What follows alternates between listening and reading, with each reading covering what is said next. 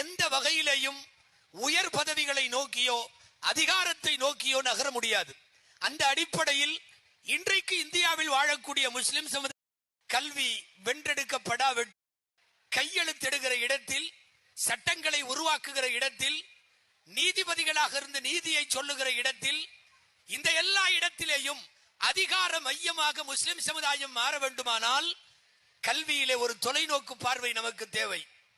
கல்வி இந்த சமுதாயத்திலே இன்றி அமையாத நாம் வென்றெடுக்க வேண்டிய பெரிய சொத்து. அதிகாரங்களை நோக்கி ஒரு முஸ்லிம் சமுதாயம் நகருவதற்கு தேவை கல்வியில் பாண்டித்துவம், கல்வி உயர்வு, அரசியல் பங்களிப்பு, பொருளாதாரத்தினுடைய மேலாண்மை. கல்வி, அரசியல், பொருளாதாரம் இந்த மூன்றிலும் முன்னேறாத சமுதாயம் எந்த வகையிலேயும் உயர் பதவிகளை நோக்கியோ அதிகாரத்தை நோக்கியோ நகர முடியாது. அந்த அடிப்படையில் இன்றைக்கு இந்தியாவில் வாழக்கூடிய முஸ்லிம் சமுதாயத்தினுடைய மிகப்பெரிய அவசிய தேவை கல்வி.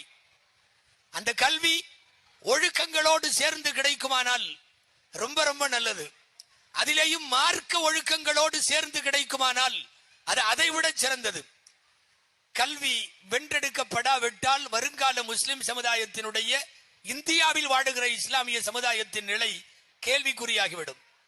அன்பானவர்களே, தொடர்ந்து சிறுபான்மை சமுதாயம் இந்த நாட்டில் பல்வேறு விதமான இன்னல்களுக்கு ஆளாக்கப்படுகிற போது அதிகார மையத்தில், கையெழுத்திடுகிற இடத்தில், சட்டங்களை உருவாக்குகிற இடத்தில், நீதிபதிகளாக இருந்து நீதியை சொல்லுகிற இடத்தில், இந்த எல்லா இடத்திலேயும் அதிகார மையமாக முஸ்லிம் சமுதாயம் மாற வேண்டுமானால் கல்வியிலே ஒரு தொலைநோக்கு பார்வை நமக்கு தேவை. கல்வி